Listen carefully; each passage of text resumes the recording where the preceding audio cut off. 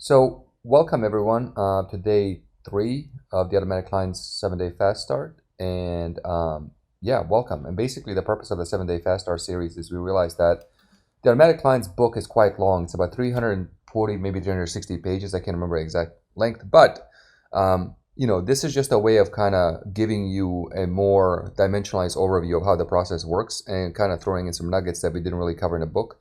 So it's kind of like a non-linear yet linear process of us kind of communicating the methodology that we have for acquiring customers and getting clients. And I think the reason this is really important is because there's a whole lot of people out there actually teaching, how to get customers, get clients.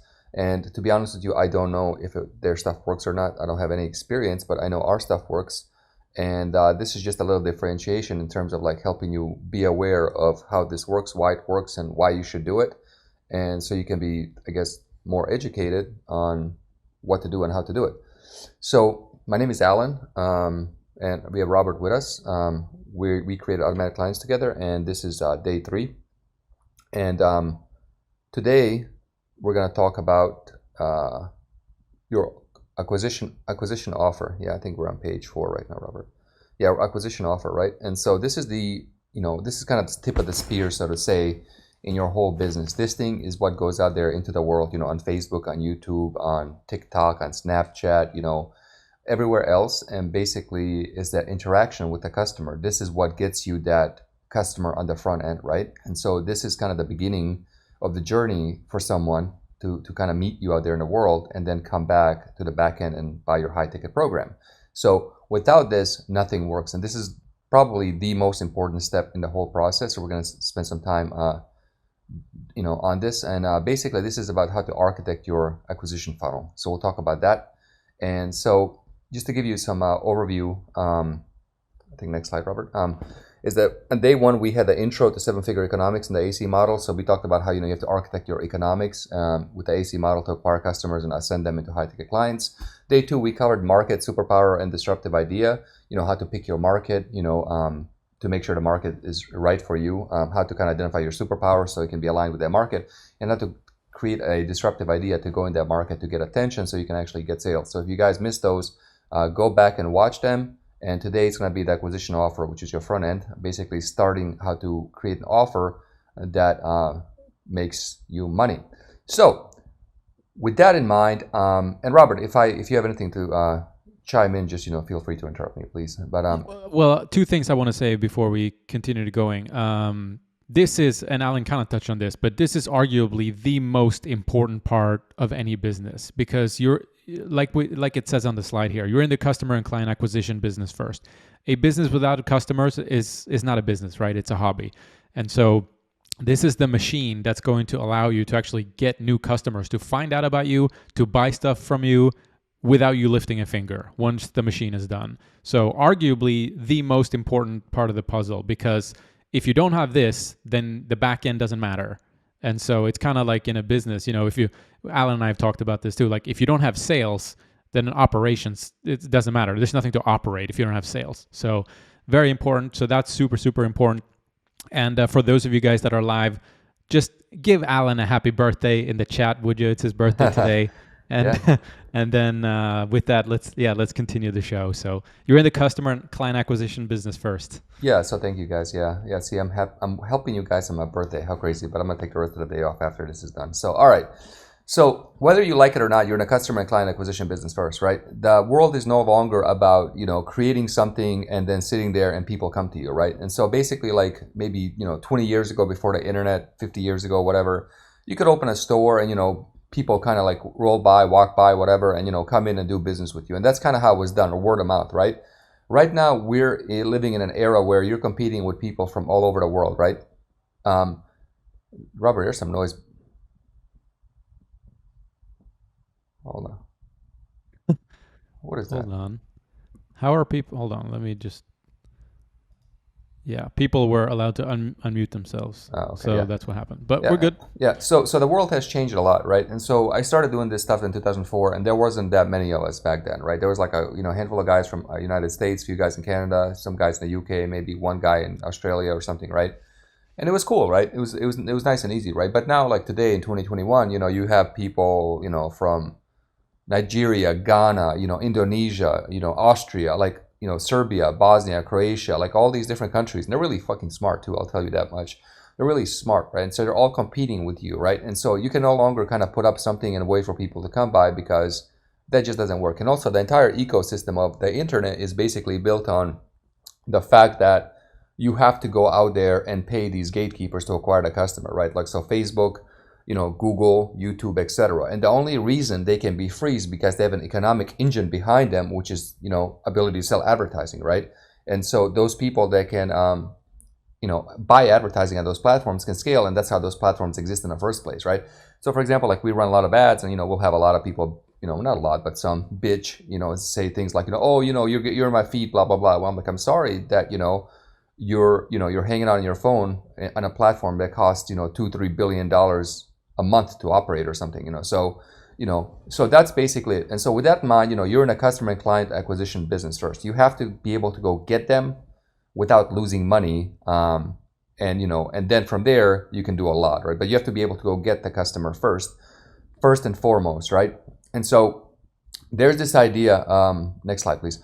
There's this idea of Let me just say one thing before you go on. Sure. And this is something that Alan brought up as well when we had chats before, and that's, if you don't believe in this, just look around in your industry and you'll see that if you look at the top companies, they are all focused on this. Like, this is their primary focus, is getting customers and clients. So if you look at everybody who's doing well, they all have this as like their number one focus. Yeah. All right, continue. What's interesting about that, to add to that, is like, you have companies that sell for like, a company will be losing money, right? And they'll sell for like $1 billion just because they acquire those customers and users, So there's a lot of value, right? Because everybody knows, like, once you get the customers and users, you can do a lot with them. But if you can't get them, you're not even in the game. You don't have a seat at the table at all, right? You're a spectator. So without having the ability to get customers out there, you're not a player in the game. You're just a pure spectator, right? We're going to watch everybody else make money, get rich, do whatever, right? And so there's the concept here that the market rewards those who can acquire the most customers, right? And basically, you have to look at, like, what does the market value, right? Like, what's the market value? And so a lot of people out there, well, like, the market value is great content. That's true. The market value is this. The market value is that, right? But then we have to look at what does the market reward, right?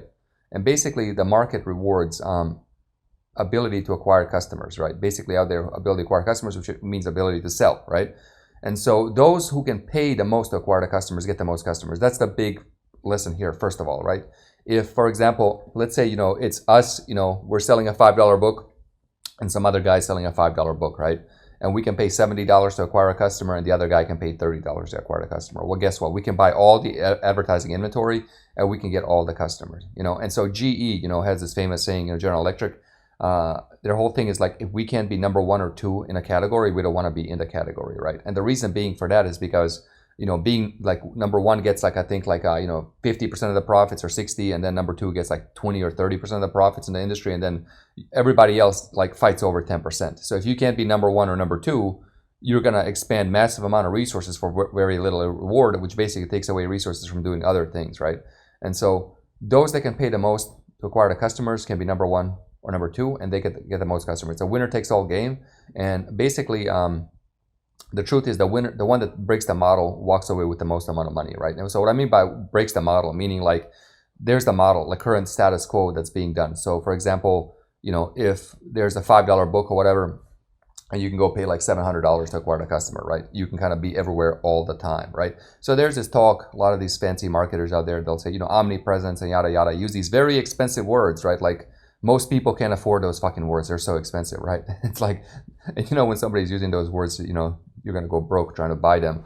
But basically, omnipresence means being everywhere all at once. But they never tell you how it's done, right? They never tell you how it's done. They just kind of use these very expensive words so they can sell you very expensive shit that you really shouldn't buy, because the problem is they'll never tell you how it's done. It's like a cool theory without application, right? And without application, it's useless. So for us, it's like, here's the application, right? And the application is basically architecting your funnel and everything so you can go ahead and pay the most amount of money to acquire the customer, right? And so with that in mind, the hardest, the most expensive part of a business, any business, is acquiring a customer, right? And so it's like, you can get them.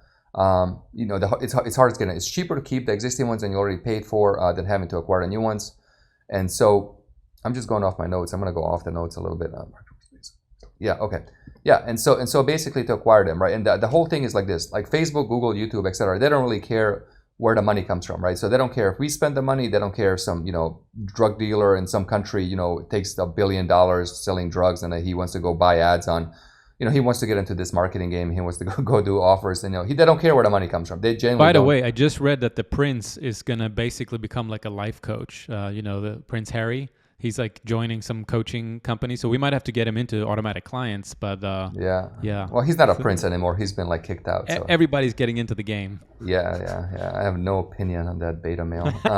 Anyway, let's not go down the rabbit hole. Yeah. And so anyway, he needs to get a coaching program, have to grow some balls. But anyway, basically the thing is, it's like, the application of being able to acquire more customers, basically this concept of maximum lifetime value of a customer, right? Which means like, if you, let's say, for example, most marketers out there, they're like, I want to go make $10,000, per average per customer. Well, they don't realize that unless you have $10,000, you can't, of things to sell, you can't get $10,000 out of a person, right? And so that's like not possible. Like mathematically, it's not possible. So you have to have a maximum lifetime value. So anyway, not to get detracted, basically what I'm saying is the market rewards sales-based innovation, right? And so Peter Drucker famously says the only reason for a company is to like basically innovate. Like companies that innovate stay relevant and they win. And if you look at it, that's true. Apple had to reinvent itself. It keeps innovating. All the companies that innovate, and the reason for innovation is basically because we live in a capitalistic society, and capitalism rewards innovation. Like serve me, give me new stuff, etc. But in our space, inherently, the market doesn't truly reward innovation in terms of content, right, and stuff like that. It rewards innovation in terms of sales mechanics, right? And so that's evident in seeing a bunch of people selling stuff that's really shitty, right? Like when you go buy stuff and it's really bad. Basically, what's happening is the market is rewarding the sales innovation, not necessarily the product. And so, if the product was truly innovation, we could just put up a book and chill, and then everybody would buy it. It'd be great. But the market doesn't, and the reason it doesn't is because of these massive gatekeepers called Facebook, YouTube, and Google that basically control 90% of the world's internet advertising. And so they're like, well, you know what? We need to keep the lights on. We need you to buy our ads. And so therefore, you can't reach the people to value the content. And so to do that, we have to create a machine that allows us to be able to go pay Facebook, Google, and YouTube, and others, to do so, right? And so the market rewards sales-based innovation.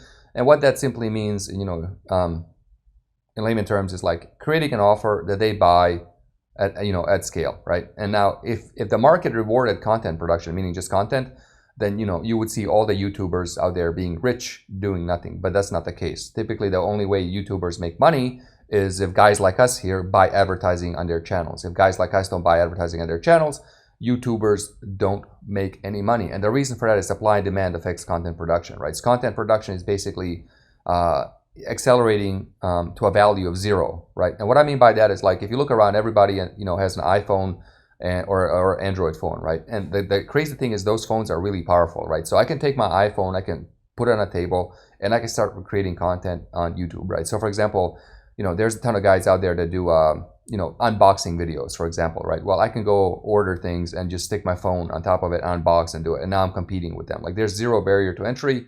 And so what's happening is there's a massive supply of content being produced, but the demand for that content is fixed. And the reason it's fixed is because of something called time. We only have 24 hours in a day, right? And so if, for example, let's say you're into cars, right? And you watch car reviews, videos, whatever on YouTube, right? And you have like, let's say 1 hour a day to watch YouTube videos on cars. What ends up happening is like you have a limited amount of time to do it, right? And so you're gonna pick like one video, and there can be like 1,000 of them being produced, but you can only watch one video, and that's it, right? Like you can watch one video, you can't watch 2, you can't watch 3. So the people who don't get their videos watched basically lose out. But those people that do remain and stuff still have to have one thing. They have to have economic incentive and stuff to basically pay for those videos, right? And that's where we come in because we buy advertising, right?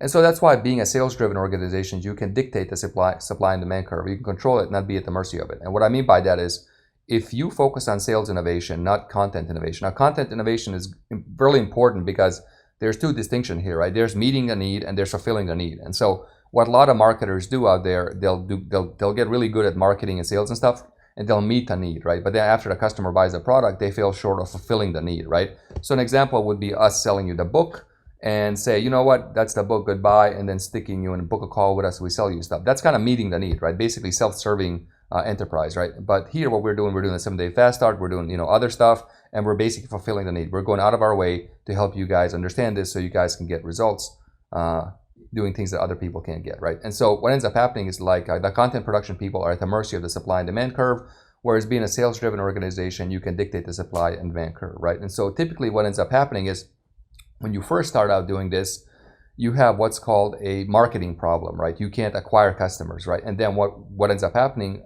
in the 7-day fast start, day 3, we're going to show you how to solve that problem. And then what you're going to walk away with is you're going to have a capacity problem. And when you have a capacity problem, that means you can't take on, you have less time, then you have more people coming on. And basically what you do is you raise prices, right?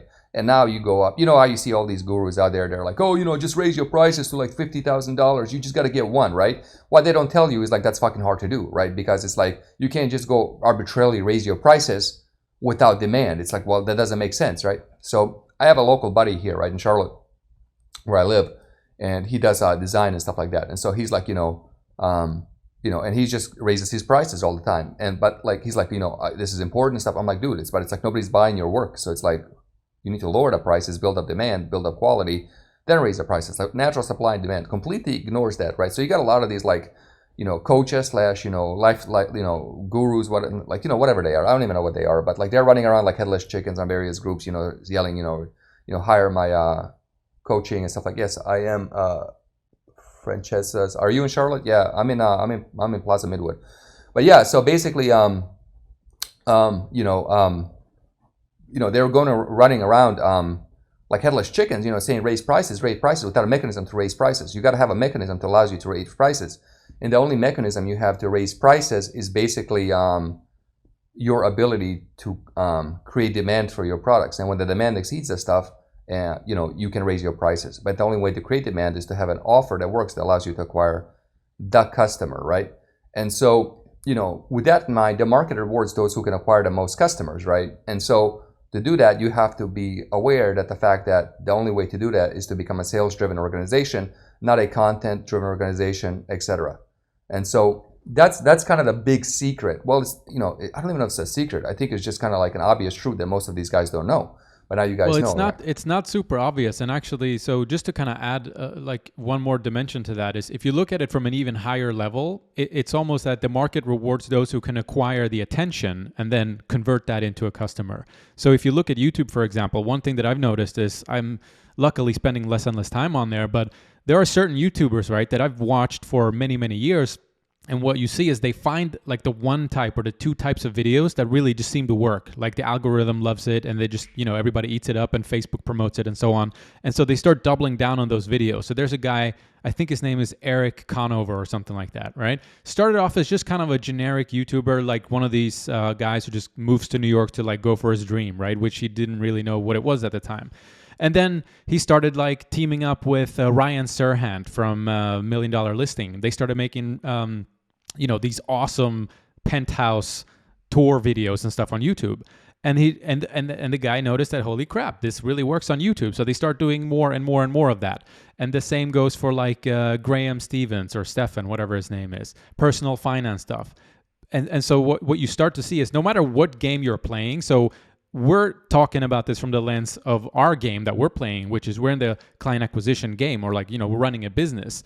And you could say that a YouTuber is a business too, but they're playing a different game. So they're going to organically try to acquire the attention and turn that into money by getting paid from YouTube. So no matter what game you're playing, you need to observe what the market is responding to. And so for us, for most businesses, that's simply going to be being allowed to go acquire attention by paying for it, and then using what we're going to cover here in the video to turn that into a paying customer and make your money back from the advertising. Yeah, but you have to be careful with acquiring attention. You can't just go acquire attention, because attention has to have a purpose, right? So like, acquire, like I said, converting them into a customer, like that's the key component of that attention. Yeah, the attention you generate serves the offer you create, right? And so a lot of people out there will go get attention, right? So there's these types of people, like they're internal and external. External people are, you ever guys know like those people when you were in high school or whatever, college, they just need attention all the time. Like they're kind of like always in front of the class, speaking up, they're dressing weird. They're always like super. They just need a lot of attention, right? And so like you'll have a lot of people out there doing this sort of business, and because that's the payoff, right? But without and so the thing is the attention needs to serve the offer, not you, right? That's the big thing. Right. And so out there, what happens with the YouTube stuff, the attention serves the person creating the content, right? But the problem with that is there's no mechanism to convert that attention into money, right? And so like you can get attention out there very easy, right? So for example, like you can put like a you can create some weird thing and run it on Facebook and you'll get a lot of attention. Doesn't mean it'll make you money. So you have to have the right kind of attention. So like I just want to give caution. You have to be careful with that. You shouldn't go out there kind of like, I don't think they should go out there and like say I just want to acquire attention, because like attention has to have a purpose and has to be strategic, and the attention should be derived from the offer, right? And so one other thing that comes to mind with that is like typically people this is how it works, right? Like people will build an offer or funnel something, right? And then what they'll do is they'll say, okay, now I got to go sell it. Then they go find these Facebook ad guys or whatever, and then they'll try to run ads. And what ends up happening is there's this massive disconnect, because the ads they create have nothing to do with the offer. So they're getting the attention that has nothing to do with the offer. Then people on the landing page don't convert. So there's this massive disconnect across the board. And when you have a massive disconnect across the board, then nothing happens. So you have to have like this perfect alignment of like the attention, the offer, the upsells, and the high ticket. Like the back end. It has to be like this smooth, straight line, straight path from the front to the back end. And if you get the attention wrong, or any of these components, what ends up happening is like you have the zigzag, right? And so it's like they get the attention, zigzag, zigzag, zigzag, zigzag, and nothing happens, right? And so what ends up happening is like your economics don't really work, and you can't go out there and buy customers or acquire clients. All right, so basically, the interesting thing about this is that like the cool thing is there's a way, like so the big problem, right, in the space is like, well, I'm gonna go do all this hard work and I want to go see I don't know if this is gonna work for me, right? That's the biggest problem I see people having, because they go out there and they like that's the biggest thing. Like basically they're a category of people are called risk optimizers, right? And so risk optimizers, like I don't want to waste my time, I don't want to waste my money, I don't want to kind of go into this building it not knowing it's going to work. They need certainty, they need assurance it's going to work, right? So how do you do that, right?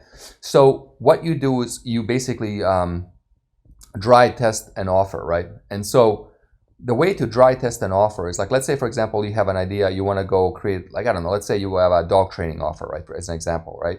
And you're like, I have this friend who's really good at dog training and I want to go create a dog training offer. By the way, really good market. You guys should go into it. It's like fucking easy to make $1 million there. So I have this friend. I'm gonna go. He likes to training dogs. He can make dogs do. He can make dogs speak any language. Backflips, whatever. Yeah, backflips, whatever, right? And you're like, I want to go create an offer around this guy because of his superpowers, because he can train dogs. But I don't know if it's gonna work, right? I don't know if it's gonna work. So how do you do it? So what you do is you basically take the rapid launch stack from Automatic Clients, and you just build everything out. You build a front page out, you do the graphics, you do everything. And then what you do is you just have an opt-in. You don't have a checkout, because I don't think legally you can take people's credit card and payments if you don't have a product. So it's kind of a gray area. So I'm not a lawyer. So if you're going to try that, talk to a lawyer or whatever. But basically you have an opt-in, right? And that's a safe way to do it. And you basically run ads to it and see if people opt in, right? And so the assumption is like, if you're running this thing and then people are reading the sales page and it says add to cart $5, $10 or whatever, and they opt in, then the probability they're going to buy, right? And you can look at the opt-in. So typically checkout page should convert about 50%.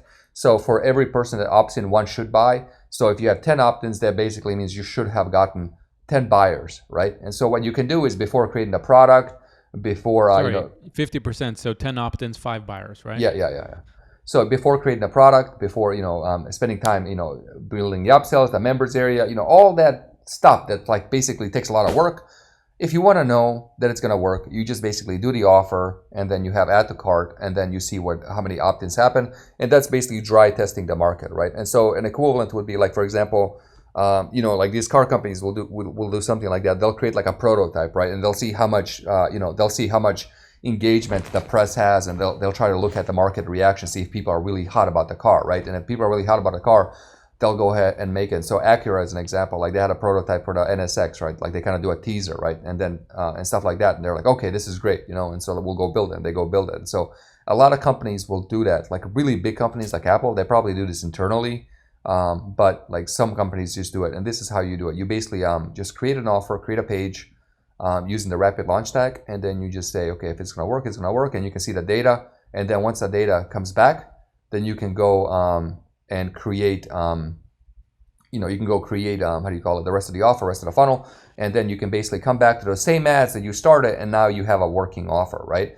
Versus, what most people do is they're going to go ahead and versus what most people will do, go build the whole thing out, and then it might work, it might not work, and that's a huge waste of time. Now, if you guys have an idea, if you see, now there's a caution to that. If you see a whole bunch of people selling dog training offers, chances are your offer is going to work, right? You don't need to go dry test that, right? But this is like in markets where you're unsure. And we have guys doing this in really weird markets. I mean, we have a guy actually doing it in dog training, and he doesn't even he's English, I think English is his sixth language or something. So his English not that great. He's doing a dog training. We have a guy selling he paints stuff, and he sells his painting doing it, right? He's crushing it. Yeah, he's crushing it. The guy with the painting. We have a guy doing playing instruments and stuff like that. We have a guy just weird markets, and this works everywhere, right? And so the problem is everybody's out there, because of the Facebook algorithm, we just see all these make money, be a coach offers. But the thing is, it's everything else is well, there's a lot of opportunity in other markets that everybody should really explore, because, man, I'll tell you, the cost is cheap. The dog training leads are cheap. The painting leads are cheap.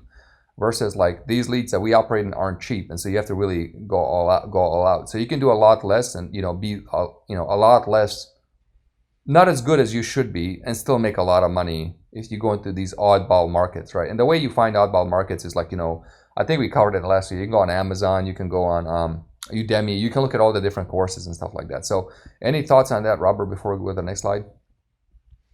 Nope, that's good. All right, cool.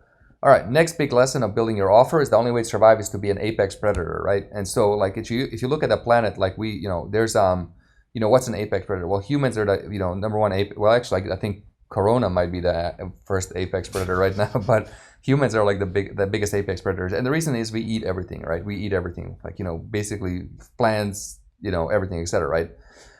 And so what's interesting about that is the only way to be an apex predator in this game is to be able to pay the most acquire a customer, right? So if you look at the traits of a predator, right? Basically teeth, strength, endurance, etc., right? And humans have all that.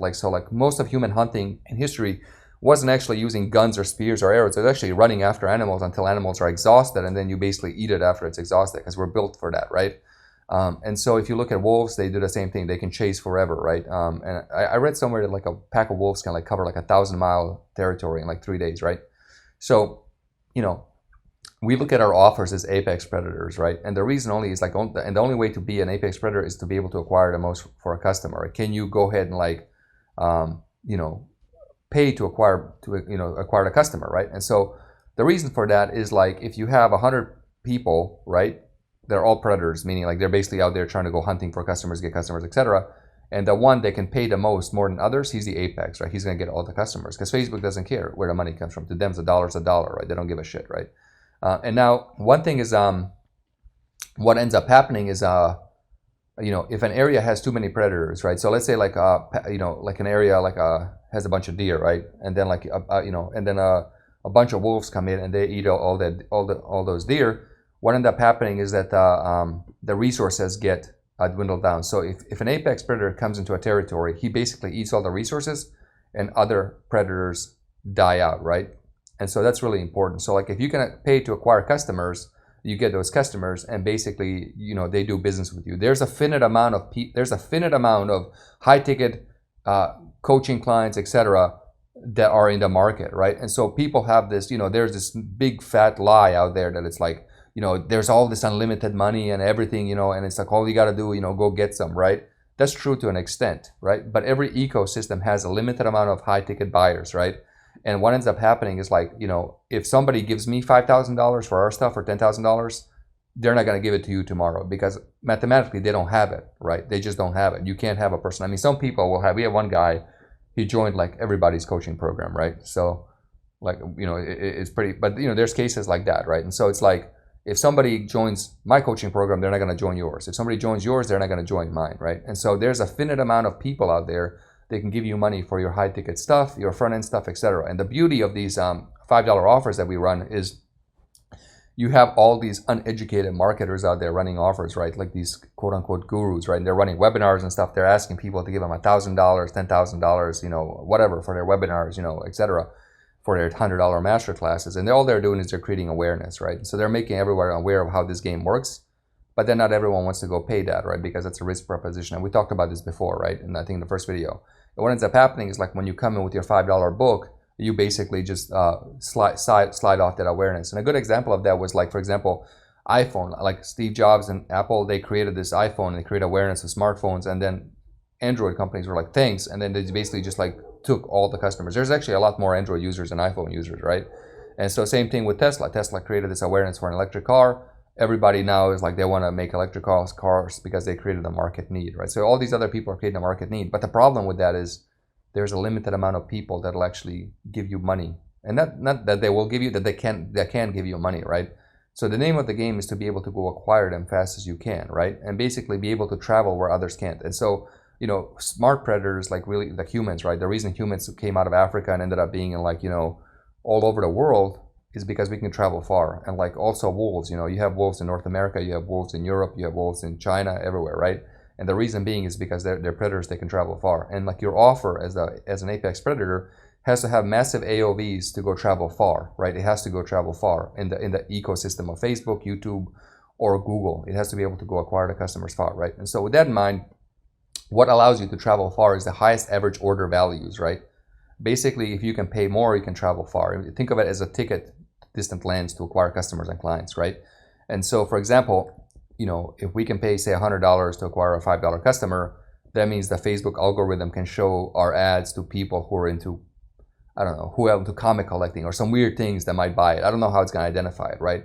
But it can go out there and do all these things without constraints. So in fact, what we do, like when we optimize our campaigns, we just remove all the targeting and we just do, target entire countries. And that's how it works. That's how effective it is. And you can do it too, right?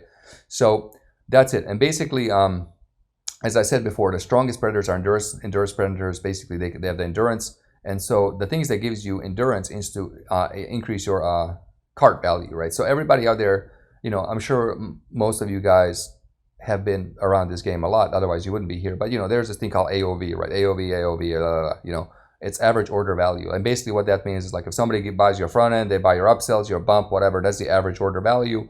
And that's where the game ends, right? But what nobody talks about is MLTV, right? Which is LTV, the lifetime value of a customer. So not many marketers focus on lifetime value of the customer, and I never heard anybody talk about MLTV, maximum lifetime value of a customer, right? So basically, what ends up happening is like if you get a customer today for $5, we've had people that gave us $5 and they end up giving us $40,000, right? And so if we didn't have that $50,000 package to sell, there's no way in hell they could give it to us because it doesn't exist, right? So for example, let's say like you want to go buy, let's say you wanted to go buy an iPhone, right? And it's like $1,000, like the most expensive iPhone I think is like let's say $1,500, right?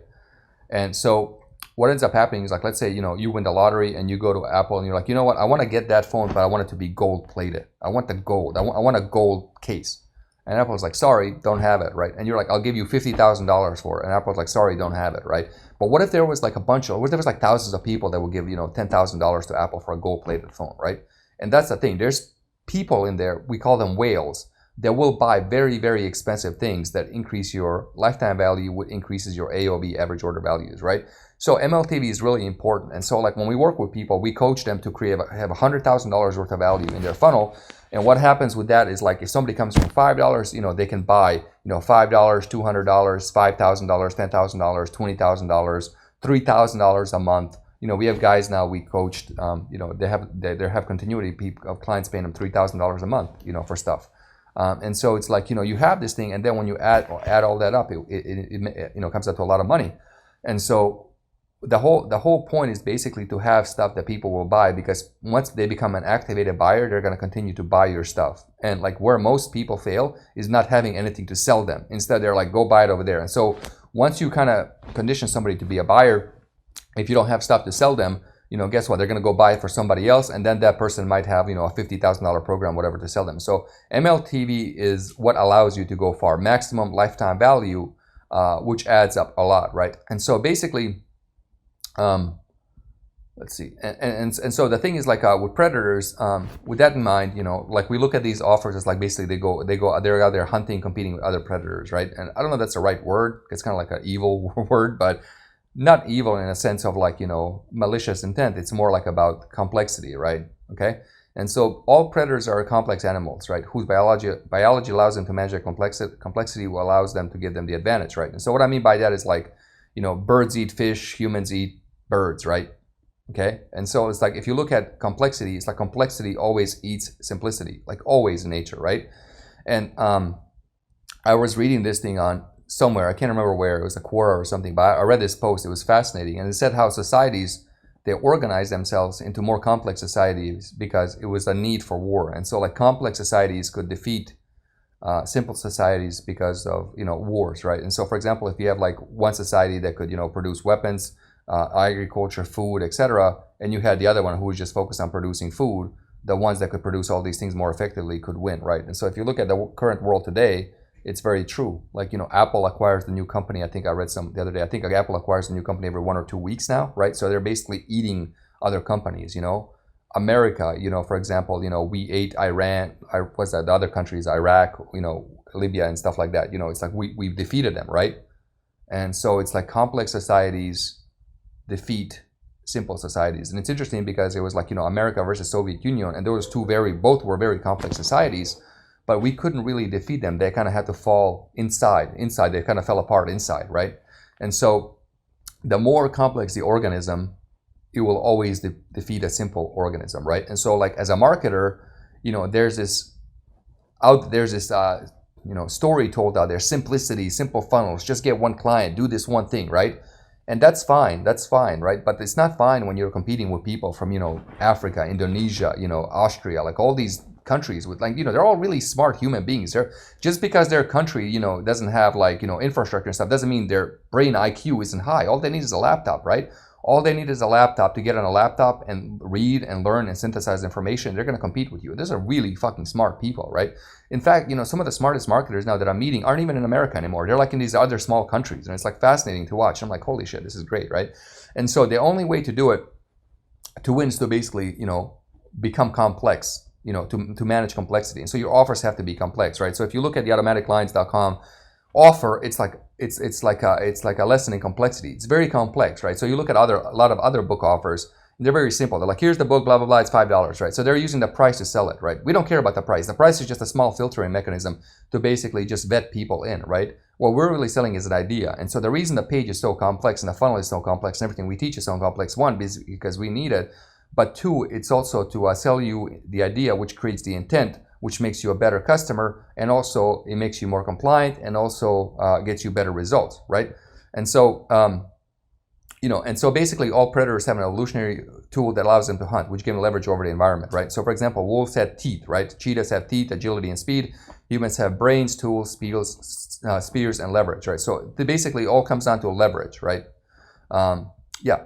And so, like I said, complex organisms eat simple organisms. I'm going through my notes here. So humans eat birds, birds eat fish, fish eat worms, worms eat plankton, right? And so basically like, the top of the food chain, right? And so simple on the outside, complex on the inside. And so, like if you look at automatic clients, it looks kind of very like simple, but it's complex, right? It's like it looks like, okay, I can build that page. That's simple, right? Well, okay, well, look at all the psychology in the page. That's not so simple. Look at the upsells. That's not so, like, they look simple, but they're not really simple. They're very complex. We have like, I don't know if you guys know this, but like we have all the top gurus buying our offers trying to study it. And it's funny because like we record all our pages, like we use Hotjar, we record it, and we can see like who's on the page and what they're looking at studying it. And they're completely looking at the wrong thing because they're trying to copy simplicity. They're not aware of where the complexity is, right?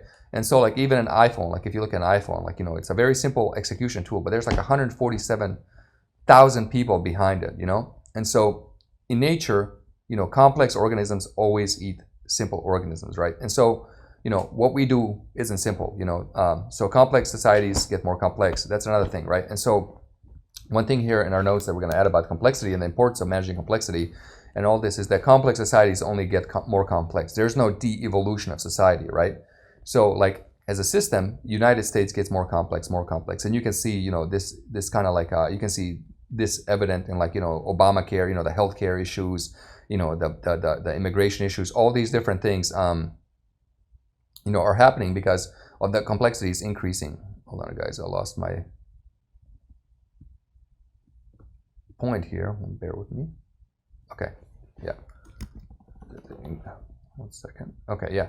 And so, if you look at United States, it's very complex, right? If you look at China, it's complex. If you look at Somalia, not so complex, right? And so again, like war rewards communities to fight and survive, but basically allows them to beat other things. And so what it is, like marketing out there, is nothing more than war with other offers. If you really think about it, you're fighting out there to get that customer, right? And so having the offer out there in the marketplace allows you to do the AOVs, and the complexity behind that allows you to increase their AOVs. So before I go to the next slide, Robert, any thoughts do you want to add? I think you covered it all, man. All right, great. Next up is your offer is your tool that allows you to eat other offers in the market. That's it, right? That's it, nothing more, nothing less. But it has to be strategic, right? It has to be done well, okay?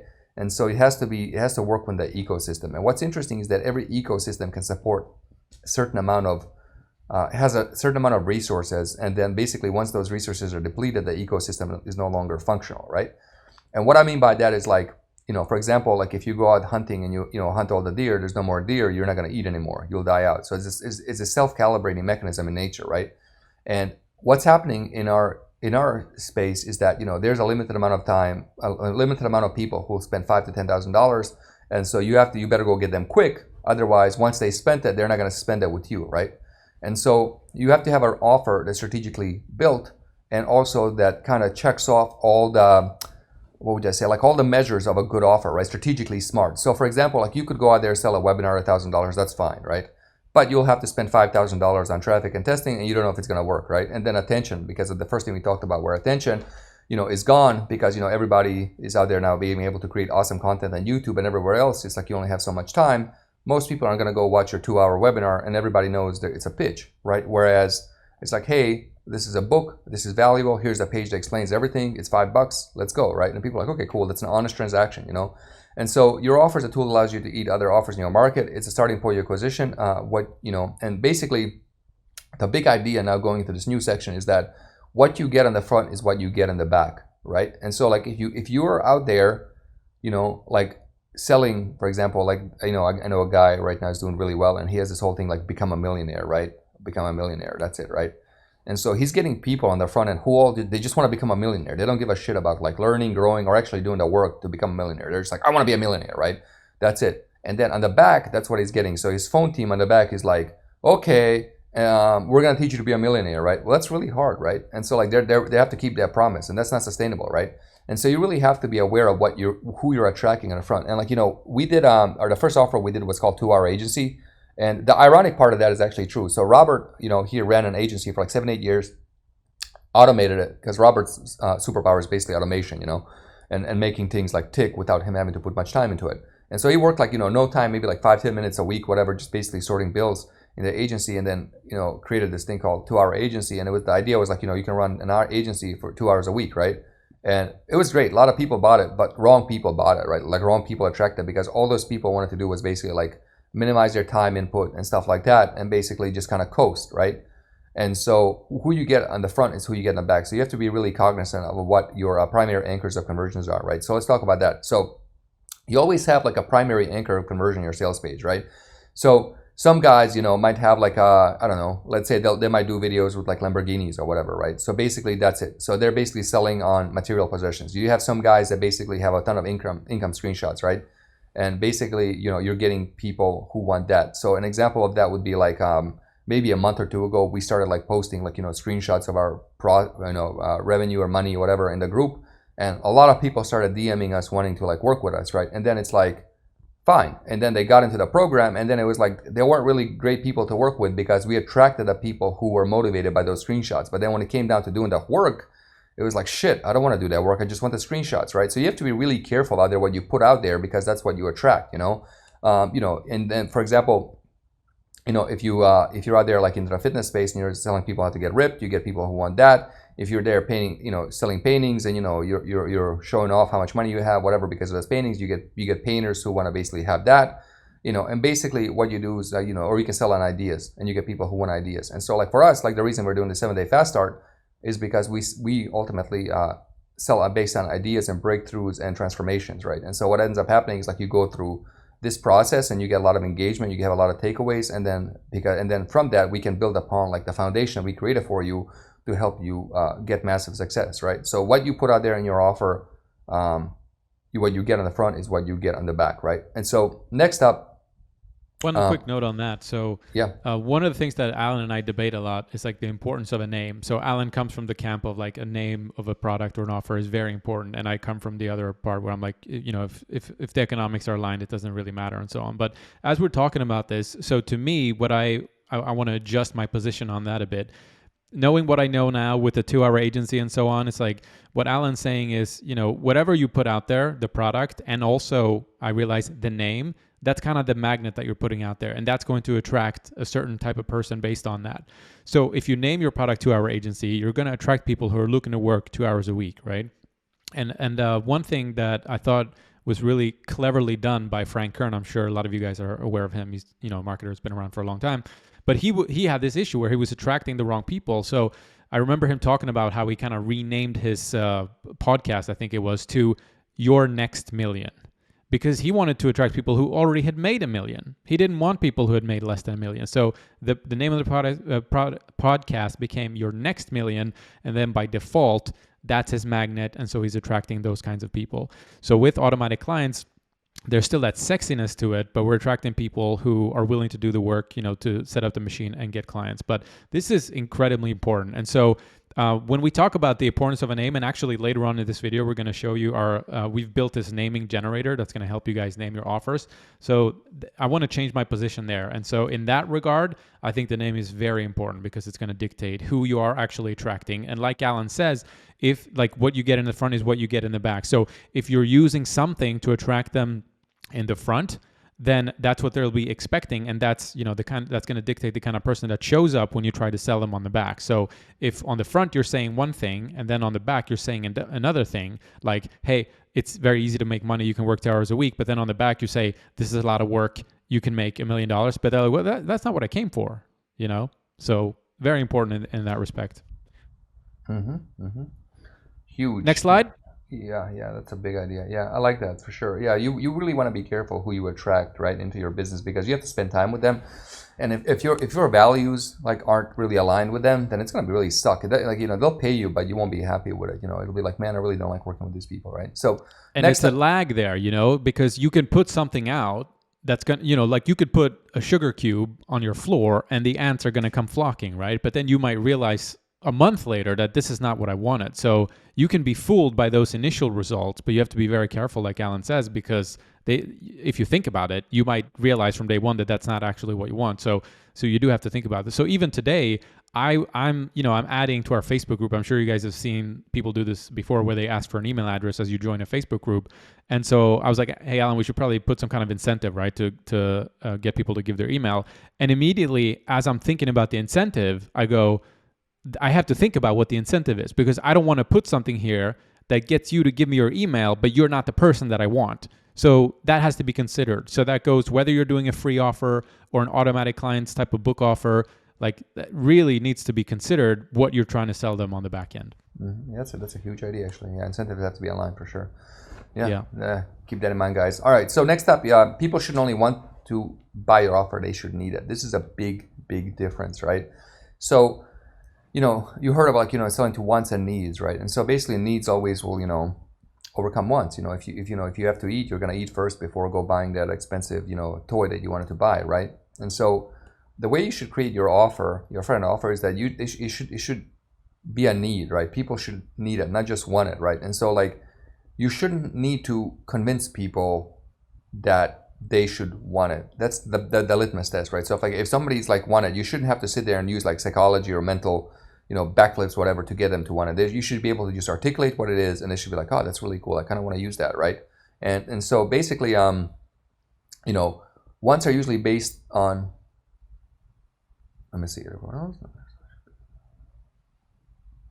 Okay, so wants are usually based on them looking at everyone else and seeing that that's how it should be. So I wanted to, right? So basically, in the marketplace, the wants are done created and defined based on everybody else looking at kind of like everybody else, and it's like, okay, they're doing it, so I want to do it too, right? This is how like fashion fads and diet fads and shit are born, right?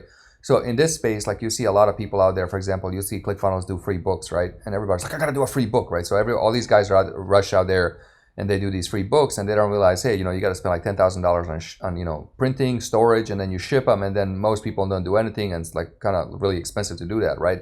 Because ClickFunnels did it. Well, what they don't realize is that ClickFunnels did it because they they have this massive software company behind it, so it works for them, but it doesn't work for most people, right? And so that's kind of a want, and so I want that too, right? But needs are based on knowing what the actual problem is and how to solve it, right? So like humans, like basically business is nothing else than problem solving. Like you have a problem, let's solve your problem, right? Here it is, right? So that's it. If you look at society, it's like nothing than exchange of value based on problem solving. Like I go to McDonald's, I'm hungry, solve my problem. Okay, fine. Here's a burger, here's fries, eat, whatever, right? Everywhere it's like that. But you have to know what the problem is and you have to solve it, right? And so basically, most people, they have a need, but they also they have a want over that need, right? So your job is to help them bridge that want and need and show them the path, right? And so for example, right now, you guys want to create a business, get high ticket clients, do yada yada yada, whatever your goal is. This is exactly what we're doing with this video here and other videos. We're basically bridging that gap between needing to how do you call it? You guys have a want, and now we're showing you what you have, and then we're going to show you the real need, right? So the philosophy of that ultimately comes down to, it's like, sell people what they want, give them what they need, right? So like you can't just ignore the wants completely. And the worst is, shouldn't only want to buy, they should also need it. So that means only, but they should also want to buy it. So basically you want to tap into the wants of the market, and then you want to deliver on the needs. But ultimately, if you're going to get them to do business with you long term, buy your high ticket stuff and everything, they should have a need, to be aware of the need. And the only way to do it is to build an awareness of of the need. All right. Otherwise, they won't know what the need really is, and they're kind of surface level, kind of like coasting, whatever. But they really don't know what the real problem is, right? And so, for example, I'm sure many of you here will be like, okay, I just need an offer, I need this, but it's like, wait a minute, like I need an offer that has high AOVs, otherwise I can't go buy customers, right, on Facebook or Google, whatever, right? And so that's kind of the big lesson here. Like, we're helping you become aware of the need. And once you help somebody become aware of the need, that's when, you make the most amount of money. Because if you're the one to make them aware of the need, logically, it would conclude that you're the only one that can actually help them, solve that need, Otherwise, like, why would you make them aware of it, So that basically sub-communicates to people that, you've been there before them. And therefore, the path, right? So, and I will add too. There's like looking at the wants and the needs. Like part of it is there's wiggle room, right? There's a want that you could make it seem like a need, and then there's actual needs. And the more you're able to actually sell something that's an actual need. Like I have a friend who, their family business, they sell water in a big country here in Europe. They are so rich, his mom got kidnapped. Like, it's crazy how much money they have because they're selling water. And I'm talking about bottled water in the store, and I believe also, water that goes into your house. So I'm not saying that you should go out there and try to sell water, but the truth is that the more of a need you're actually selling, and I'm not talking about the negotiable side of it, the easier the sale is going to be. It's like when your tooth hurts, you don't need to wait for an ad to show up on Facebook for a great offer, right? You just run to the dentist as soon as you can. So something to consider. If you're starting with a blank sheet and it's, you can decide which direction you want to go into, something to consider. But of course, the more of a need it is, typically, the more established that industry is going to be as well. And so it might be hard to break into. But that's actually good. Yeah, go ahead. What's up? And you run this one. I think this is your wheelhouse. Yeah, here. Sure. Yeah. So for those of you that have the book in front of you, whether it's physical copy or the PDF, on page 273, you can see a small graphic of this. And you can also take notes if you want. But I think this is really important as well, because another thing that's sort of in line with the whole idea of, what you attract in front is what you get on the back, is why are people buying what you're selling? What problem are you really solving? And there's a couple of different categories. And once you figure that out, it's going to be easier for you to figure out what you'll be selling them later down the road. So one of the probably most common questions that we get is like, hey, Alan, or hey, Robert, what should my upsell 1 be? What should my upsell 2 be? Or rather, here is my upsell 1, here's my upsell 2. And then we realize that the thing that they're actually selling, the category that they're appealing to on their book or on their front end offer, whether it's course or book or whatever, is different from the upsell that they're trying to sell. And that's typically not going to be a smart idea. So again, if you want to write this down, you can write down the list, but they're also on page 273 or whatever I said. But you can sell an outcome, right? That's what we're selling in Automatic Clients. We're helping you get clients for your business.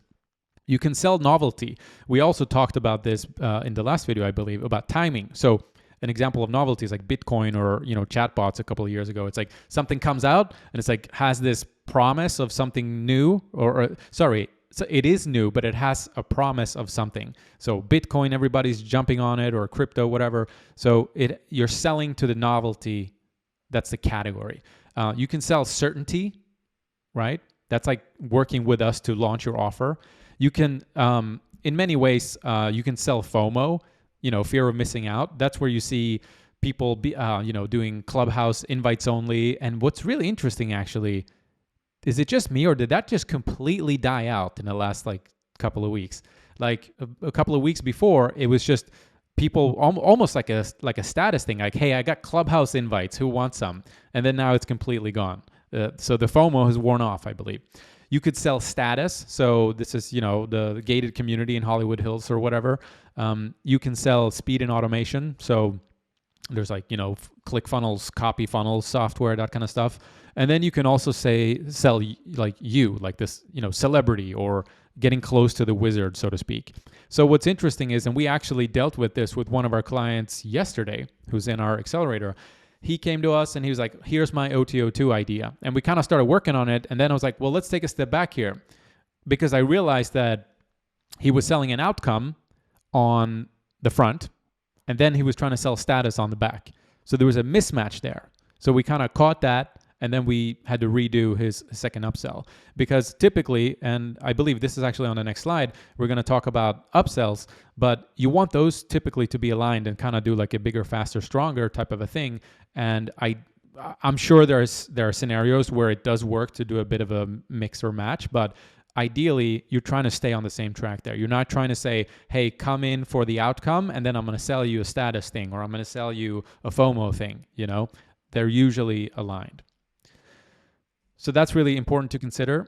And with upsells, Alan, we typically people think in the direction of problem solution, and we have this kind of flip side solution problem model that when it comes to the sort of mindset around how do you think about an upsell, like what should an upsell be, and stuff like that. So how do you think around the solution problem model? Yeah, well, first off, you can't run an offer out there without upsells. That's a given. So I used to do a lot of consulting in 2018. A lot of these very famous gurus came to me to help them with their webinars. And the first thing I said was like, stick a $3,000 upsell, and they did, and they made their money go up a lot, right? So you have to have upsells, right? Why? Because it's like not having it is stupid, because you're just leaving a whole lot of fucking money on the table, right? And so the thing with upsells is that everybody out there has this thing where it's like a problem solution model, where it's like, here's a problem and then give me money for the solution, right? We kind of reverse that model, and we call it a solution problem, right? And so solution problem was basically like every solution, everything you solve in the world creates a new problem, right? So for example, I need, let's say I need to eat, right? So, okay, I go make dinner, right? Okay, solution solved, new problem, I gotta wash dishes, right? Okay. And then it's like, fine, the solution is the dishwasher. Okay, fine, new problem, I gotta get pods, right? So this thing is like this cause and effect that takes place everywhere, right? And so what most people do with upsell, they kind of randomly just kind of, even if they have them, they stick them in there, and it's like, there's no strategic reason or anything there, right? So for example, in Automatic Clients, the solution is like, we gave in a book, you get everything, right? Like, here's the damn book, here's everything, right? All the bonuses, you don't need it, we can do everything yourself, right?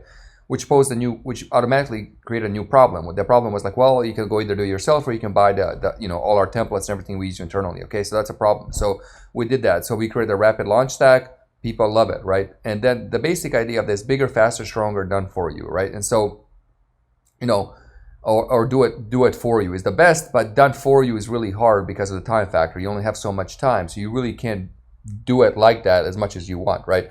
So basically, with the rapid launch stack, we have that, and the philosophy behind upsells is bigger, faster, stronger, done for you, like upgrades, right? And so the hierarchy of needs on upsells is like, basically means like launch in 2 to 4 weeks instead of 2 to 4 months.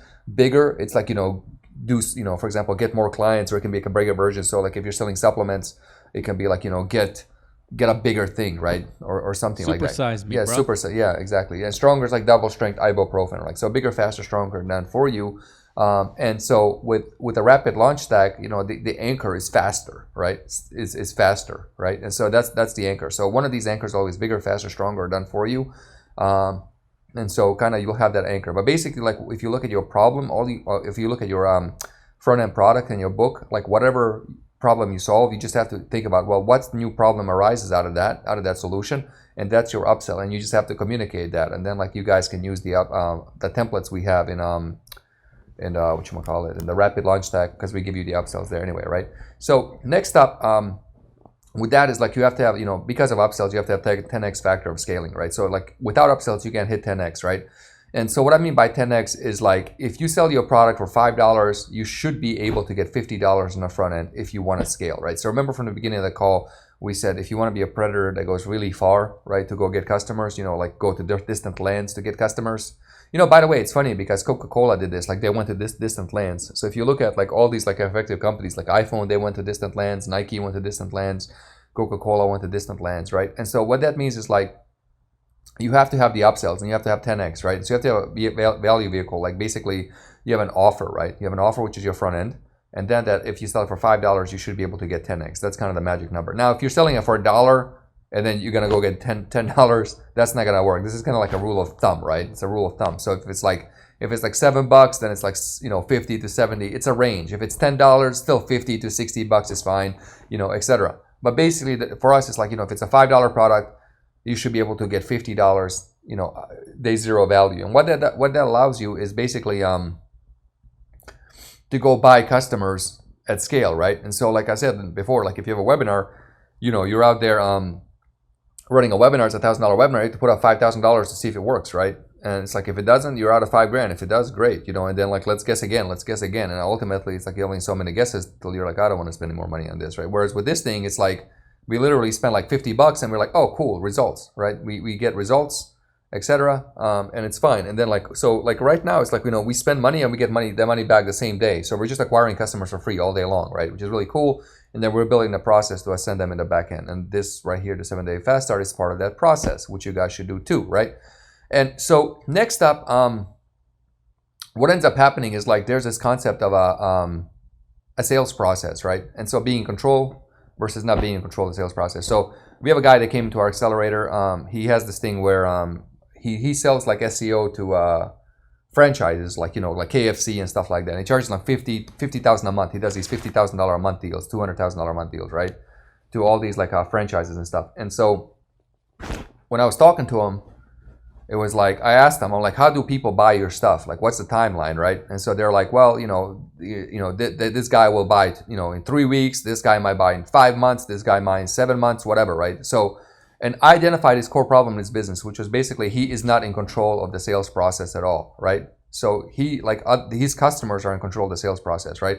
They decide when they're going to do business. He doesn't decide, and because if these customers decide they're going to do business, he's at the mercy of their, boredom, so to say, right? So they're like, I'm gonna go buy this PlayStation 5 instead of buying his stuff or something like that. That's a weird example because he sells really expensive shit, so I don't think that'd be a factor, but you see what I'm saying, right? And so what ends up happening is like, your sales are at the mercy of the customer because they can kind of skim through it. And so what you have to do is you have to force the sales consumption, right? And basically that increases higher OTO. So like right now our upsells are basically like when you come in, you have to watch the video. That's part of the sales process. You have to watch the upsell. And basically they watch the upsell and they can say yes, no, and after they can decide. But basically getting the customer to consume the sales process is really important, right? And so they consume the sales process, and then of course you have to offer value and everything, and increases the conversions, right? So like, right now as I'm talking to you, we had our support just, post like somebody posted on, on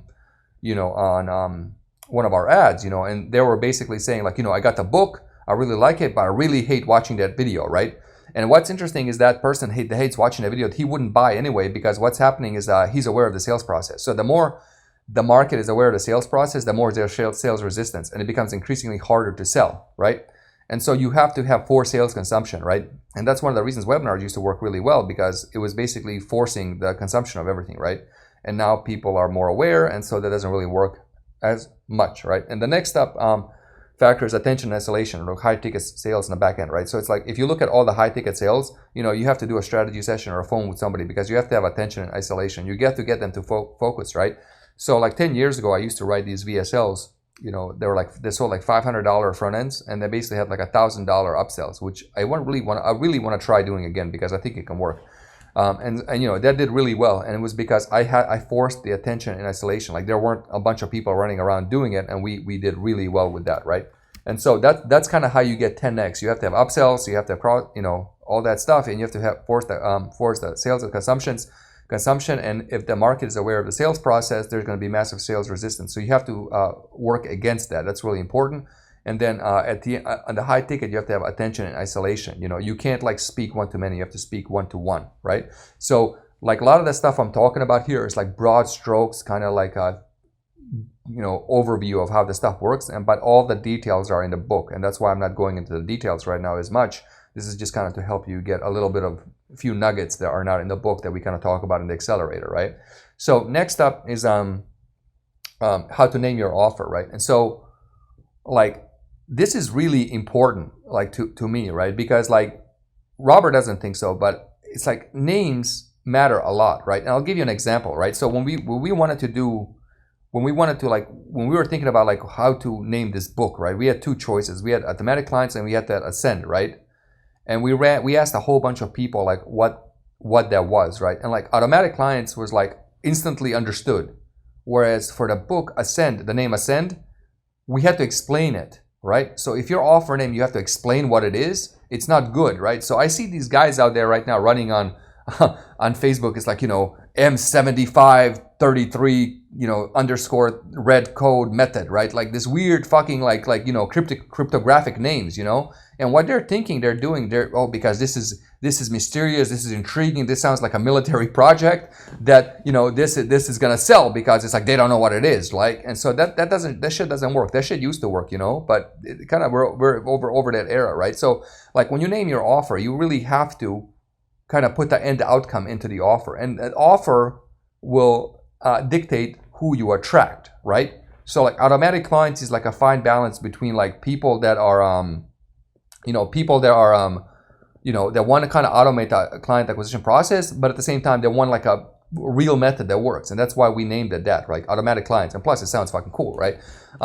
And so the reason for names is people categorize things based on names, and they're organized on thoughts around names, right? So for example, there's this episode in Family Guy, right, where Peter Griffin, like he realizes that his real name was Justin, right? And if you go to YouTube, you type in Family Guy, Peter Griffin, Justin, you'll see it, and like all of a sudden, like his name is Justin, and he becomes this like cool guy who's into surfing. He has a skateboard, he has a Jeep with like the surfboard. You've seen that, Robert, right? I've seen a lot of Family Guy episodes, but I don't remember that one. Yeah, look it up. Look up Family Guy Justin, right? And like he becomes Justin, right? And like he has like parties at the house, right? And so it's interesting because if you look at people, they're very true to their name. Like Alan, my name is Alan, and I'm a semi-introvert, right? A lot of Alans are introverted, right? Like Roberts are kind of like, well, it depends. It's like you're Robert, Bob, or Bobby, right? So it's kind of like how old you are, right? So it depends what you go by. But like they go by, like there's these things, right? And like people are really kind of indicative of who their names are, right? So for example, like we can, I don't know, who would be like what's a serious name, right? Like you guys give me a chat, like a serious George serious? Nah, George is not. George is kind of like I don't know. There's guys that have like serious names. I can't like just like Charles. Charles is a serious. Charles is like, there we go. Charles is a serious type of guy, right? And there's a whole Karen means business. She needs to talk to the manager. Yeah, Karen means business, right? So there's a lot that goes into a name. Like name should be considered, because what names do is it gives like a life to something, right? You name something. It's like even people will name their cars, right? Like I name my cars, right? Like so like you name your car, and it's like when you name your kids, and like humans categorize things with names. Everything has a name, like TV, air conditioner, laptop, right, etc. And so like if you imagine like if humans had to have this like categorization of names, or like military projects, like 75 red method, like can you open that E73 door, it's shit like that. Like it doesn't work, right? So you have to really have a name in there, and so you can paint a picture before they even read your see your stuff, right? And so that's why like all our best ads are just the automatic clients book, right? That's it, like automatic clients book, like, and just the cover of the book, and people go automatic clients, that's a book, that's nice, right? Versus like if we had like a fucking name that was like something like G75 code 3 get clients, right? People are like, what the fuck is this, right? They have to go and like kind of like spend all this energy to figure out what it is. I don't have the energy. I don't want to spend the energy trying to figure out what you're trying to tell me, right? And then I'll see this like gurus with these like weird military, I call them military code names, right? Like they'll be there and they'll see a video and like he's holding the book with this weird code on the book, and I'm like, it looks like HTML code, it looks like a piece of JavaScript or something, and I'm like, fuck, it's like I gotta go watch his video to learn what the hell he's trying to tell me. And I know he's trying to sell me shit. Otherwise he would be advertising, right? And so I have sales resistance. I'm like, fuck it. I don't want to interact with this guy. Next, you know what I mean? And what that does is devalues positioning a lot. Positioning is really important, right? And so when I see guys doing that, when they have an offer named wrong, like they have to try extra hard to explain what it is, which fucks up their positioning, right? And so if they have to go explain what it is, then it's like I see them exerting more energy than I am. And so like typically in positioning, like if you have like marketing and guru / positioning, this is getting really advanced now. It's like if the end user expands more energy than the guru, you have good positioning. If the guru has to expand more energy than the end user and the interaction, so the end user knows what it is, then the positioning is affected, right? And so like that's why like you shouldn't have to go sit there and explain everything in detail, what you do, what it is, because you're expending more energy. So when you do that, it totally screws up the positioning of the first initial interaction. And once you have that initial interaction, affected, then it's like getting it back is really hard, right? And so it's like you're swimming upstream. It gets really difficult to do. And so what's cool is like we actually came up with something really neat for you, which Robert's going to show you in a second. And so a lot of people, like so for us in the Automatic Clients Accelerator, I literally came up with everybody's name. I think like 90% of names I came up with in there, right? Which is really easy for me. But, for a lot of people, it's really hard. And so we did you one better, and we created a generator for you, which we'll give you for free. So Robert, can you show up the generator and walk them through how that works? Yeah, so just a quick my side of this. So the one thing is I agree with Alan in the sense of if you get the name right, it's going to help you. And what I think where I stand is if you get the name wrong, you can still succeed. And my example for that is a guy from, I'm from Sweden. There's a guy, a skier from Sweden. His name is John Olsen. He has a YouTube channel, and he's very much like a classy guy. And he had this bag company called Douchebags. And it was like a complete mismatch between him and his YouTube channel and the vibe and his brand. It was like a complete mismatch. And still, they were very successful. But what's really interesting is they've recently renamed their company because they were probably fighting this battle, right? So I guess where I stand on this is you can still succeed if you fuck up the name. We don't want to, intimidate you in that sense that like if you get the name wrong, then your whole offer is completely doomed from the beginning. You can still succeed. But like Alan's pointing out, you're not going to be swimming upstream in a sense, if you're actually getting a name that's actually going to help you. And just wanted to bring one thing up here that's relevant. So Brian Conway asked a little bit earlier. He said, what about sales without selling? And I know that he wrote this when we were talking about this idea of making sure that you don't attract the wrong type of audience. So I think that's not a bad name in the sense of it has an outcome, kind of. And it's also, if the name was like, get 6,000 clients in 24 hours, then you would be attracting the wrong audience. But sales without selling is like it has an outcome, and it's not like a sleazy kind of a thing that's going to attract the wrong type of a person. So just some thoughts on that. Let me pull up the generator, and we're actually going to give you guys that. What interesting thing about that whole hook about sell without selling? I've seen that hook kind of like come, being reborn. Like literally, it was kind of like reincarnated. Like it gets reincarnated every year in this industry. Like I shit you not, right? Like in one form or another. And the problem with that is like you're gonna get people who don't like selling, right? And then it's like getting them result is really hard because the truth is you got to be able to sell. You got to be like unapologetic about asking people for money, right? And so like if you get a sell without selling, it's gonna be like, well, if you can get people result, fucking do it all day long. But if you're trying to just use that as a hook, where it's like you get them in, but then they really got to sell, that's going to be a disaster. Because you look at a whole bunch of people in who don't want to sell, but they want to make money, but then they got to really sell. And that's like, oh man, that's like really hard, Right. Yeah. So here's how we use this generator. First of all, we'll give you the link. Then you got to go to File, make a copy so that you can actually edit it on your own computer. So I'm going to do that. And then the way that we've done it is you need one word here in A2 that you put in. Like, let's do an example. Alan, what is like a word like ads or advertising or something? I don't know. Some type of offer. Let's let the audience decide. What do you guys want to? Who wants to name an offer right now? How about Brian? Yeah. So Put sales. give us like a core word. Do the sales. for Do us the to work sales. with. Do the sales. Sales. All Yeah. right, hold on. So, sales. That's a good idea. So I put in sales here, and you're going to see all of these change. And then typically 3 words is what you're looking for. I mean, not always, automatic clients is an example, but oftentimes they end up being 3 words. And I know that Alan also is a big fan of alliteration, with all the words are starting with the same letter. But due to the nature of how this Sheets works, and for simplicity, sales secrets, probably super taken, right? But what you would do is, this is, so you put in the core word, sales, ads, whatever the thing is that you do, and it's going to spit out a list of all these sort of power words, and that's going to get your brain going. So sales blueprint, sales secrets, sales plan, sales boost. So let's take sales boost, for example, or sales secrets is probably preferred. Or if you see any other ones, Alan, that you like, sales skills. Yeah, sales skills would be good. Like for example, Justin, I can't remember his last name. Ad skills. Yeah, he has ad skills. So sales skills would be a sick offer name for people with sales skills. Yeah. Yeah. So then, so that's the suffix. We figured out the latter part, or the second word. So then you go to the prefix tab, and then you put in those 2 words. So you put in, what did we say? Sales skills, and that's going to add a bunch of prefixes. So then, ultimate sales skills, advanced, crucial, secretive sales skills, superior sales skills, and it's going to pump out just a ton of different offer names. And then we put a link. Like, you literally just click the link and you'll go straight to a Namecheap to see if the domain is available. That easy, guys. You get a sick name that easy.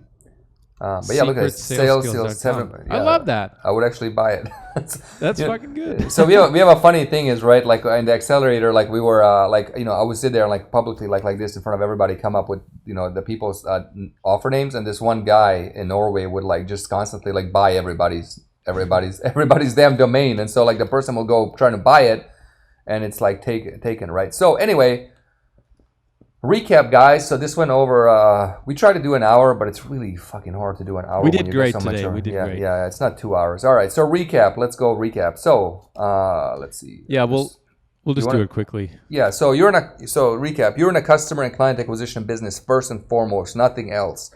If you can't get the customer, content is useless. Operations is useless. Support. You have nothing, right? You have nothing, right? Because if you're not doing it, you have a hobby. So unless somebody's giving you money for what you're doing, you have a hobby, you don't have a business. And that's the truth, right? And a lot of people out there in this marketplace, I have a business, I have this. It's like, no, you have a whole bunch of fucking debt. You don't have any customers. And that's coming from people, a lot of people that I interacted with, right? And that's the cold, hard truth. So you got to be able to go out there and get a whole bunch of money. And the way you do that is you create an offer, right? The market rewards those who acquire the most customers, not who create the best content, sadly. But you should also create the best content in the world to really help those customers. Because remember, there's 2 parts. You're meeting a need with your marketing, and you're fulfilling the need with your content, right? And so a lot of marketers out there, a lot of people out there, that the reason we have a huge failure in this industry of success, like I think we have like a 99% failure, right? And like, look, a lot of people don't do shit. They'll buy books, they'll buy products. In the accelerator, we have a whole bunch of people that sign up. They don't do shit, right? It's like you can't change nature, right? But you should be able to fulfill on that, and people that do stuff that they do get results, right? So it's not about just meeting needs, it's about fulfilling needs as well. The only way to survive is to treat your offer as an apex predator, so you can get the highest AOVs and go very far to get you customers, and get you customers away from people that would typically get them, because there's a limited amount of $5,000 to $10,000 high ticket buyers in the marketplace, despite what everybody else would have you believe. Complex organisms eat simple organisms, right? So worms eat plankton, fish eat worms, birds eat fish, humans eat birds, right? That's kind of the food chain, right? And so the more the complex your offer is, the more marketing you can put in, the better you'll do. Okay, got that. Your offer is a tool that allows you to eat other offers in the market. People shouldn't only buy your offer, they should need it, right? That's a big one, etc. You got to have upsells in order to increase that AOV. Remember, the upsells have to be bigger, faster, stronger, based on solution problem model. All this is in a book. Go read the book if you want the details. the offer should have 10x revenue. So if it's a $5 book, $50 AOV is your metric. Typically, we hit like 80% is good. So even if you get $40, you're good, right? Because typically your CPA will be like 20 to $30. But if you hit 10x, great, the better. And then how to name your offer, why the name matters. And then we have the generator, and that's it. And so we can have a few minutes for Q&A if you guys want. 10 minutes for Q&A, so that we'll cap it off in an hour. And then we got to go. Yeah, first of all, before we do that, go to the Facebook group. For those of you guys that are live, there's a link in the chat, and just go post my main takeaway from day 3 of the 7-day fast start is or was, and just put the main takeaway. It helps us understand what's resonating with you guys, what you want to know more about, and starts a little bit of engagement. And like Alan said, we can do a little bit of Q&A, and I'm going to scroll up because I saw there were a couple of questions that came up throughout the presentation here. I think we've touched on this before, but Mary Sloan asked, do you always have a paid product first, or do you ever start with a free product? No free products, Mary, ever. And the reason being is like, you want to have a transactional relationship, not a non-transactional relationship. So you have to vet people, right? And I had a discussion with a good buddy of mine the other day about, paid versus non-paid communities. And typically, like, what ends up happening is like commercial versus non-commercial communities, right? And so like you either have to vet them yourself, or the price has to vet them. What ends up happening is like you have a spectrum of people, right? Now one spectrum is free, and on the other side of the spectrum is expensive, right? And so like on that spectrum, you'll have 10% of people will buy the most expensive thing you offer no matter what, and then you'll have like 20% they'll buy the cheapest thing you offer no matter what. In between is the range, which is called price elasticity. And then on one side you have free. And so typically people that tend to give you money, a lot of money later on, they don't respond to free, because they're like, well, I'm willing to pay, $5,000 to $10,000 for this stuff because of this, and if this is giving us for free, how valuable would it be, right? Like, would Louis Vuitton bags be worth a shit if you can just go in and get one for free? They wouldn't, right? And so it's like, that's why a Louis Vuitton bag is like $3,000 to $5,000, and a cheap handbag from China is like $10, right? That's a big difference. And so it's like, you never want to have a non-transactional relationship because you have time. You don't have enough time to just help them out. It's really, really freaking hard, right? So you always want to, every relationship you start with people, it should be a transactional relationship. Be it $1, be it $5, $10, it doesn't matter. The price, the intent of them buying they have to vet them, Yeah, and with that said, this is sort of our preference, right? There are plenty of business models around the world where they operate on a free, leads generation model where you get somebody's contact information, they don't buy anything from you, but there is a very much systematic process in place to turn that lead into a paying customer. So you have to have that dialed in, and without that, then you're going to lose money so damn fast. And that's why people like myself would get into the webinar game and not make it work. That's why I could never make webinars work. Yeah, the thing about leads, right? Those markets, like they pay a lot for leads, like insurance companies, et cetera, mortgage companies. Basically, they've maxed out their economics over the past 20 years. They figured out every way to skin that marketing economics, and they're basically, selling almost what's called a commodity, right? And so to them, they basically, work on leads, right? So they'll pay for leads because it's a lot easier to acquire leads than sales. So for example, like if you're getting a mortgage, right? It's like, let's say you get a mortgage for $500,000. Well, it's like, well, it's easier to get somebody to be a lead of that than to actually do a mortgage, right? So like companies and industries where it's lead centric, that's like super mature industries, right?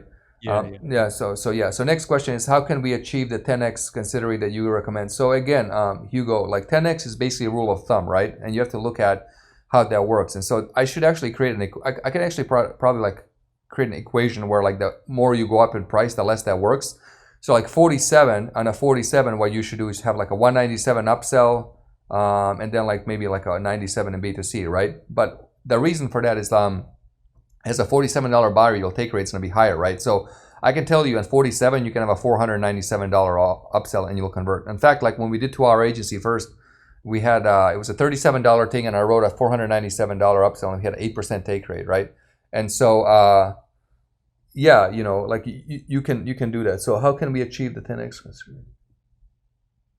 Didn't we cover the economic spreadsheet in video 1? Yeah. I see his question. Yeah. So he's asking his upsell is $47 and the book is $5. Yeah, just up that thing to 97, because what ends up happening is like upsells have massive price elasticity, right? So like they'll buy higher. So our upsell right now is $197, right? And so I know if we cut the price to 97, it's not going to convert twice as much. It might convert like 10% more, but it's like we're going to lose money. But if we increase it to 297, it's going to convert like maybe 20% less, but then we have a net gain of 30%, right? And so it's like that's how it works. So like as far as upsells goes, you should always test up instead of testing down, right? And especially like if you delay the button pop like we have. And so when it comes to delaying the button pop, you want to delay the button, the VSL, basically to the point where the price is announced. So they're fully have gone through the sales process. Yeah, and that'll alter your economics a lot, and then you'll be able to go out there and get a lot more customers. A lot of good takeaways coming into the Facebook group, by the way. Mary says, has to be transactional relationship. Nemeth Promotions says, my main takeaway, I have a lot to learn. That's a good one. Brian says, my main takeaway, careful not to attract the wrong person by the name of your offer. Keep them coming. And what else we got for Q&A? Yeah, for sure. Yeah, sorry, guys. We got like maybe 5 more minutes. If you guys have any questions, whatever, feel free. We're open book. I mean, you know, we're very like transparent and honest about shit. It's like there's really nothing to like hide or like, you know, like when we sell the accelerator, our philosophy is like we're not going to sell you more information. We just help you implement. That's where our pitch comes from. So it's not like we're holding anything, you know, for back there. You know, there's really nothing else back there. It's just our time goes to helping people implement. That's what we sell. We don't really sell like, you know, there's no more secrets and shit, so to say, up there. It's just more like detail work, you know?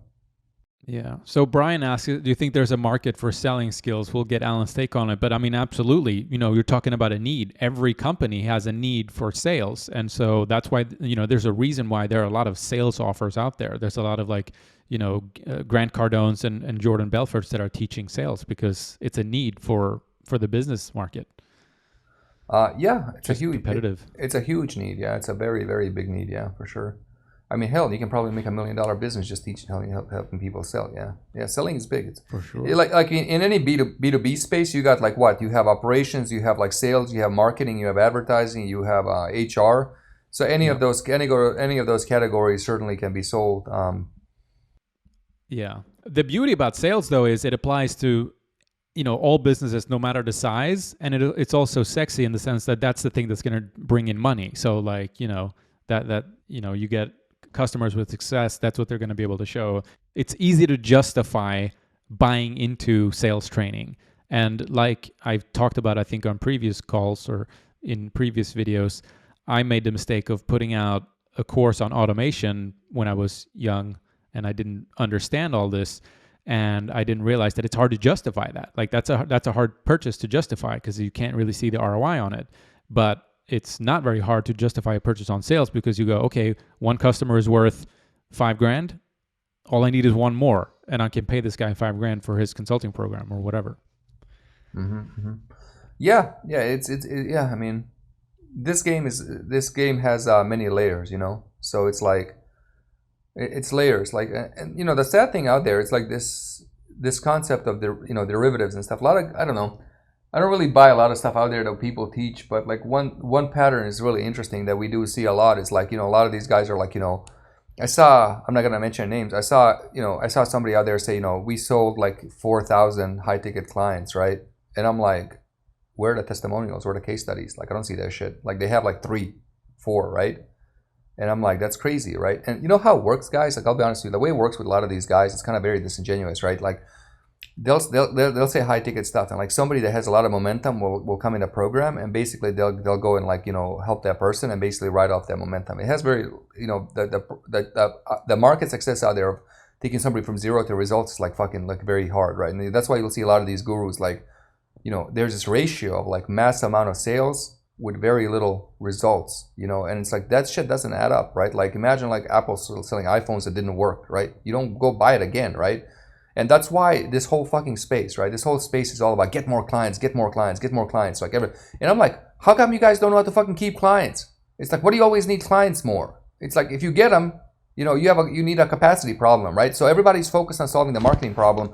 Like what you really have to focus on is solving the capacity problem, right? Like how to have capacity problems, not marketing problems. And so that's a big thought in itself, because like your business should be architected so you get people results and stuff like that. So you keep clients, you keep them, they continue to give you money, etc., and stuff like that. You take care of them, you help them out, you do all the right things, and you basically have people that give you money for years to come, versus just having this thing where it's like churn and burn. And so that's why like in this space, on Facebook, it's like 400,000 offers about get clients, and it's like, well, how the hell, why do you guys always need clients if you can't, if you guys got to keep them? Exactly.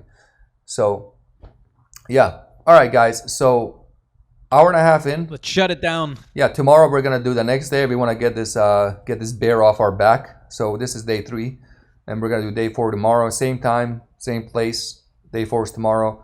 Friday we have the accelerator call, so we'll skip it. So next next Monday we're gonna do day 5. Yep.